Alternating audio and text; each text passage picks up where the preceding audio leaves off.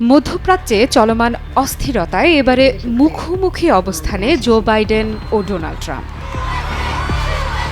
মিত্রদেশ ইসরায়েলকে সাহায্য করার বিষয়ে দুই মার্কিন নেতার সম্ভাব্য মতবিরোধ নিয়ে শঙ্কায় দেশটির প্রধানমন্ত্রী বেনিয়ামিন নেতানিয়াহু। বিদায়বেলায় মার্কিন প্রেসিডেন্ট জো বাইডেন ট্রাম্পকে তীব্র পারমাণবিক সংকটে ফেলছেন, এমনটাই জানিয়েছে মার্কিন সংবাদ মাধ্যম অ্যাক্সিওস। সংবাদ মাধ্যমটি বলছে, জো বাইডেন ইসরায়েলের প্রতি আহ্বান জানিয়েছে ডোনাল্ড ট্রাম্প ২০ জানুয়ারিতে ক্ষমতা গ্রহণের আগেই যেন ইসরায়েল ইরানে আক্রমণ করে। এদিকে ডোনাল্ড ট্রাম্প ইরানে হামলার অনুমতি দেবেন না, এমনটাই আশঙ্কা করছে ইসরায়েল।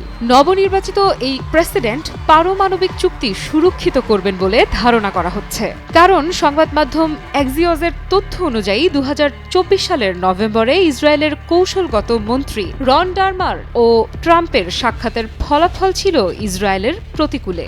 কারণ এ সভায় ট্রাম্প জানিয়েছিলেন ইরানের পারমাণবিক স্থাপনায় ইসরায়েলি সামরিক হামলাকে সমর্থন করবেন না তিনি। তাই নানামুখী চাপে বিপর্যস্ত ইসরায়েলের ভবিষ্যৎ ২০ জানুয়ারির পর বলা চলে অনিশ্চিত। ২৫০টিরও বেশি ডিজাইন অপশন নিয়ে ওয়ালটন স্মার্ট ফ্রিজ, বোঝে আপনার প্রয়োজন। তাই যা করার এ সময়ের মাঝেই করার ঘোষণা দিয়েছেন নেতানিয়াহু। জো বাইডেনের প্রচ্ছন্ন সমর্থনে ২০ জানুয়ারির আগেই ইরানের পারমাণবিক স্থাপনায় হামলার সিদ্ধান্ত নিয়েছে ইসরায়েল। তবে এতে বাদ সাধতে পারেন ডোনাল্ড ট্রাম্প। আগ্রাসী মনোভাবের বদলে ট্রাম্প প্রশাসন আলোচনার টেবিল বেছে নেবে বলেই জানিয়েছে অ্যাক্সিওস। আর এ বিষয়ে পুরোপুরি সহমত রয়েছে ইরানের পররাষ্ট্রমন্ত্রী আব্বাস আরাকচি জানিয়েছেন, তার দেশ যুক্তরাষ্ট্রের সাথে পারমাণবিক আলোচনা পুনরায় শুরু করতে প্রস্তুত।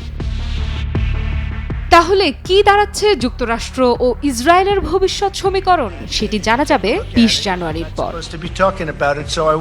আফ্রিদা ইফরাত, নিউজ 24।